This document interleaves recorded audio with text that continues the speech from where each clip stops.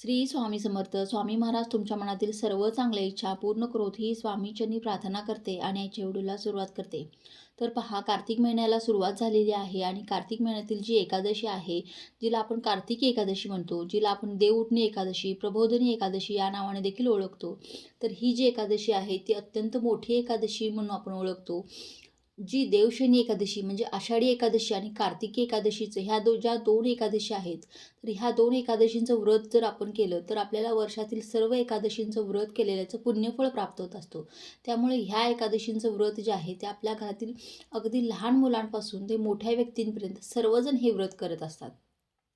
कारण त्यामुळे आपल्याला सर्व एकादशींचं व्रताचं पुण्य हे आपल्याला प्राप्त होत असतं. तर या दिवशी आपल्याला कार्तिकी एकादशी दिवशी आपल्याला तुळशी मातेसमोर असे 2 शब्द बोलायचे आहेत. त्याचबरोबर दिव्यामध्ये तुळशी मातेसमोर आपण जो दिवा प्रज्वलित करणार आहे, तर त्या दिव्यामध्ये सुद्धा अशी एक वस्तू टाकायची आहे, जेणेकरून भगवान विष्णूंसोबत माता लक्ष्मीसुद्धा आपल्यावरती प्रसन्न होतील आणि आपल्या घरामध्ये जे काही दुःख आहे, दारिद्र्य आहे, संकट आहे, तर ते सर्व दूर होतील आणि आपल्या घरामध्ये माता लक्ष्मीचा अखंड स्वरूपात वास हा राहील. यासाठी असे 2 शब्द बोलायचे आहेत. त्याचबरोबर दिव्यामध्ये कोणती वस्तू टाकायची आहे हे आपण आजच्या व्हिडिओमध्ये पाहणार आहोत. त्यामुळे व्हिडिओ हा शेवटपर्यंत नक्की पहा आणि तुम्ही जर माझ्या चॅनलवरती नवीन असाल तर चॅनलला नक्की सबस्क्राईब करा आणि व्हिडिओ पाहत असताना कमेंटमध्ये लिहा श्री स्वामी समर्थ आणि सबस्क्राईबच्या बाजूचे बेल आयकॉनलाही प्रेस करायला अजिबात विसरू नका, जेणेकरून असेच धार्मिक व्हिडिओ आपल्यापर्यंत पोहोचतील.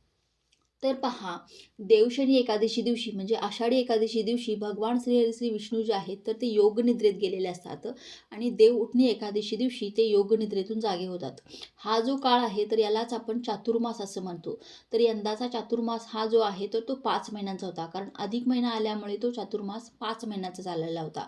आणि यावर्षी ही जी कार्तिकी एकादशी आहे, देवउठणी एकादशी, तर या दिवशी जेव्हा भगवान श्री विष्णू कार्तिकी एकादशी दिवशी योगनिद्रेतून जागे होतात, तेव्हा सर्वप्रथम तुळशी मातेची हाक ऐकतात अशी मान्यता आहे. त्यामुळे तुळशी मातेला आपल्या हिंदू धर्मामध्ये अत्यंत महत्त्व आहे. अतिशय महत्त्वाची असणारी ही तुळशी माता आपल्या प्रत्येकाच्या घरामध्ये असते. आपल्या हिंदू धर्मामध्ये तुळशी मातेला अतिशय महत्त्व आहे, कारण तुळशी माता ही जी आहे ती साक्षात माता लक्ष्मीचं स्वरूप आहे. त्यामुळे प्रत्येकाच्या घरामध्ये तुळशी माता ही असतेच आणि रोज आपल्या प्रत्येकाच्या घरामध्ये तुळशी मातेची सेवा ही आपल्या हातून झालीच पाहिजे. कारण ज्या घरामध्ये माता लक्ष्मीची म्हणजे तुळशी मातेची सेवा होते, त्या घरामध्ये माता लक्ष्मीचा अखंड स्वरूपात वास असतो. त्या घरामध्ये सुख, समृद्धी, ऐश्वर्याची भरभराट होत राहते. त्यामुळे तुळशी मातेची रोज आपल्या हातून ही सेवा घडलीच पाहिजे. त्याचबरोबर तुळशी माता जी आहे ती भगवान श्री विष्णूंना अतिशय प्रिय आहे, जिला आपण विष्णुप्रिया, हरिप्रिया या नावाने ओळखत असतो. तर एकादशी तिथी जी आहे ती भगवान श्री विष्णूंना समर्पित आहे. आणि यावर्षी पहा, आपल्या हिंदू धर्मामध्ये प्रत्येक दिवस हा कोणत्या ना कोणत्या देवीदेवतांना समर्पित असतो आणि गुरुवार जो आहे तो भगवान श्री विष्णूला समर्पित आहे. आणि ही जी कार्तिकी एकादशी जी आहे तर ती गुरुवारी आलेली आहे. त्यामुळे या एकादशीला एक अनन्यसाधारण असं महत्त्व प्राप्त झालेलं आहे. असा हा दुर्मिळ योग जो आहे तो यावर्षी आलेला आहे. भगवान श्री विष्णू योगनिद्रेतून गुरुवारी कार्तिकी एकादशी दिवशी जागे होणार आणि तो वार आहे तो गुरुवार आहे. त्यामुळे या एकादशीला अत्यंत अनन्यसाधारण असं महत्त्व प्राप्त झालेलं आहे.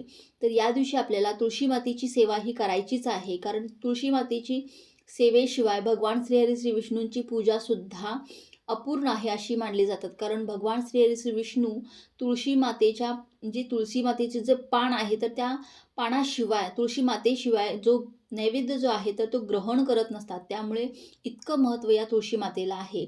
या दिवशी एकादशी तिथीचा जो प्रारंभ आहे तर तो 22 नोव्हेंबर 2023 म्हणजे 22 नोव्हेंबर 2023ला रात्री 11:30 वाजता म्हणजे 11:30 सुरुवात होणार आहे आणि कार्तिक शुक्ल एकादशीची समाप्ती जी आहे ती 23 नोव्हेंबरला 9:01 होणार आहे. ज्यांना एकादशी तिथीची पूजा करायची आहे तर तो शुभमुहूर्त आहे तो 23 नोव्हेंबरला सकाळी 6:50 पासून ते 8:09 आहे. आणि सकाळी जर तुम्हाला पूजा करणं शक्य नाही तर संध्याकाळी तुम्ही 5:25 पासून ते रात्री 8:46 ही पूजा तुम्ही करू शकता. हा जो काळ आहे तो शुभमुहूर्त आहे. या वेळेमध्ये तुम्ही एकादशी तिथीची जी पूजा आहे ज्यामध्ये आपण भगवान श्री विष्णूंची पूजा करत असतो, विठ्ठलांची पूजा करत असतो, बाळकृष्णांची पूजा करत असतो. तर ही सर्व जी रूपं आहेत तर ती भगवान श्री विष्णूंची रूपं आहेत. त्यामुळे ज्यांच्या घरामध्ये विठ्ठलाची मूर्ती आहे तर त्यांनी विठ्ठलाची विधिवत पूजा करावी. आता बाळकृष्णांची मूर्ती तर सर्वांच्याच घरामध्ये असते. ज्यांच्या घरामध्ये विठ्ठल रुक्मिणीची म्हणजे विठ्ठलाची मूर्ती नाही आहे त्यांनी बाळकृष्णांच्या मूर्तीची विधिवत पूजा करू शकता. त्या दिवशी पाण्याने पंचामृताने अभिषेक करायचा आहे आणि या दिवशी आपल्याला आवर्जून तुळशी मातेचं एक पान जे आहे, तुळशीचं एक पान आपल्याला भगवान श्रीहरी श्री विष्णूंना एक जरी पान अर्पण केलं तरी सुद्धा भगवान श्रीहरी श्री विष्णू आपल्यावरती प्रसन्न होत असतात आणि आपण जो नैवेद्य दाखवणार आहोत तर त्यावरती सुद्धा आपल्याला तुळशी मातेचं एक पान अर्पण करायचं आहे आणि मगच आपल्याला हा नैवेद्य अर्पण करायचा आहे भगवान श्रीहरी श्री विष्णूंना. कारण तुळशी मातेशिवाय भगवान श्रीहरी श्री विष्णू नैवेद्य जो आहे तर ते ग्रहण करत नसतात. त्यामुळे आपल्याला लागणारी जी तुळशी मातेची जी पानं आहेत, तुळशीची जी पानं आहेत तर ती आपल्याला आदल्या दिवशीच म्हणजे बुधवारी तोडून ठेवायची आहेत. कारण दुसऱ्या दिवशी गुरुवारी एकादशी दिवशी आपल्याला तुळशी माते म्हणजे तुळशीची जी पानं आहेत तर त्याची अत्यंत आवश्यकता असते. कारण त्या तुळशीच्या पानांशिवाय भगवान श्री विष्णूंची पूजा ही अपूर्णच आहे. तर या दिवशी आपल्याला विधिवत पूजा करून तुळशीची पानं आपल्याला अर्पण करायची आहेत. विष्णू सहस्त्रनामांचं पठण सुद्धा करायचं आहे. आता पूजा झाल्यानंतर आपल्याला संध्याकाळच्या वेळेला जेव्हा आपण तुळशी मातेला एक दिवा प्रज्वलित करणार आहोत तर त्या दिव्यामध्ये अशा कोणत्या वस्तू टाकायच्या आहेत आणि कोणते 2 शब्द बोलायचे आहेत तर ते आपण पाहणार आहोत. कारण पहा, हे 2 शब्द बोलल्यामुळे आणि दिव्यामध्ये ह्या ज्या वस्तू टाकल्यामुळे आपल्या घरातील जे काही दुःख आहे, दारिद्र्य आहे, जी काही संकट आहेत तर ती सर्व दूर होणार आहेत. प्रत्येकाच्याच आयुष्यामध्ये काही ना काही संकट हे असतात.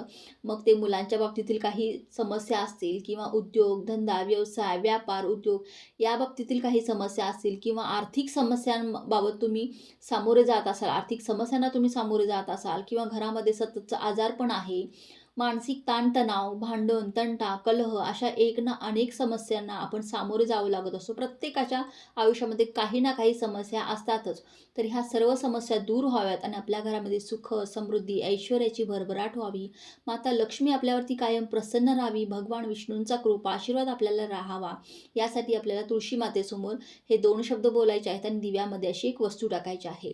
पहा, तुम्हाला काय करायचं आहे, तुळशी मातेसमोर जेव्हा तुम्ही दिवा प्रज्वलित करणार आहात त्यामध्ये तुम्हाला गाईच्याच तुपाचा वापर करायचा आहे. कारण गाईच्या तुपामुळेच माता लक्ष्मी आपल्याकडे आकर्षित होत असते, माता लक्ष्मी आपल्यावरती प्रसन्न होत असते. तर आपल्याला यामध्ये गाईच्या तुपाचा वापर करायचा आहे. यामध्ये जोडवात टाकायची आहे. कापसाची जोडवात टाकून ह्या दिव्याची वात जी आहे तर ती आपल्याला उत्तरेकडे करायची आहे. तुमची तुळशी वृंदावन कुठेही असू दे, तुमच्या मुख्य दरवाजा हा कुणीकडेही तोंड करून असू दे, पूर्वेला, पश्चिमेला, कोणत्याही दिशेला तोंड करून जरी असला तरी आपल्याला तुळशी मातेसमोर जो दिवा आपण प्रज्वलित करणार आहे तर त्याची वात जी आहे तर ती आपल्याला उत्तरेकडे करायची आहे. कारण उत्तर दिशा जी आहे ती माता लक्ष्मीच्या आगमनाची दिशा आहे, कुबेरांची दिशा मानली जाते. त्यामुळे ह्या दिव्याची वात आपल्याला उत्तरेकडे करायची आहे. त्यानंतर आपल्याला ह्या दिव्यामध्ये आपल्याला 2 लवंगा आणि 2 वेलची टाकायच्या आहेत. त्याचबरोबर आपल्याला एक पिवळी कवडी सुद्धा टाकायची आहे आणि एक छोटासा भीमसेनी कापूर टाकायचा आहे. आता ह्या ज्या वस्तू आहेत ते माता लक्ष्मीला अत्यंत प्रिय आहेत. माता लक्ष्मी जी लवंग आहे, जी वेलची आहे आणि जी पिवळी कवडी आपण टाकतो तर ह्या सर्व वस्तू माता लक्ष्मीला अत्यंत प्रिय आहेत. ह्या सर्व वस्तूमुळे माता लक्ष्मी आपल्या घराकडे आकर्षित होत असते. त्याचबरोबर पहा, माता लक्ष्मीला कापूरचा जो वास आहे तर तो अत्यंत प्रिय आहे.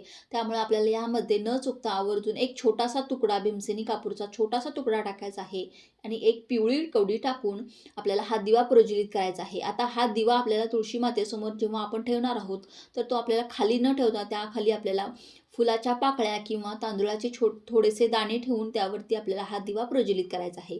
या दिव्याला सुद्धा तुम्हाला हळदी, कुंकू, अक्षत आणि एक फूल अर्पण करायचं आहे आणि त्यानंतर तुम्हाला हा दिवा प्रज्वलित करायचा आहे. त्यानंतर तुम्हाला तुळशी मातेसमोर जे 2 शब्द बोलायचे आहेत तर ते काय आहेत पहा. ओम श्रीम ह्रीम क्लीम ए वृंदावने स्वाहा. परत एकदा सांगते पहा. ओम श्रीम ह्रीम क्लीम ऐं वृंदावने स्वाहा. हे जे मंत्र आहे, हा जो मंत्र आहे तर तो आपल्याला तुळशी मातेसमोर बोलायचा आहे. तुम्हाला जास्तीत जास्त 11 वेळा जमत असेल तर 11 वेळा ह्या मंत्राचा जप करा. हे शब्द तुम्हाला तुळशी मातेसमोर बोलायचे आहेत, जेणेकरून आपल्या घरातील सर्व दुःख, दारिद्र्य हे कायमचं संपुष्टात येईल. अतिशय प्रभावी असा मंत्र आहे, तुळशी मातेचा मंत्र आहे.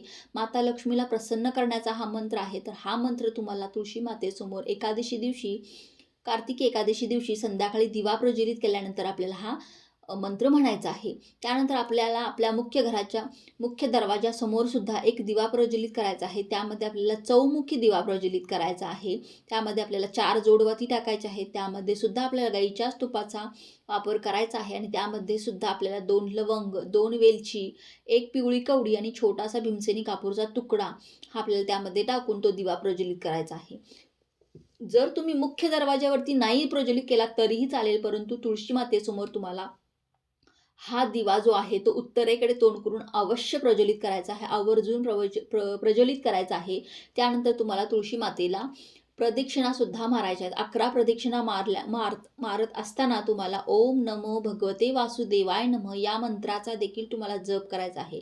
कारण हा मंत्र बोलल्यामुळे माता लक्ष्मी आपल्यावरती प्रसन्न होईल, भगवान विष्णू आपल्यावरती प्रसन्न होतील आणि आपल्या घरातील सर्व आर्थिक समस्या ह्या कायमच्या संपुष्टात येतील.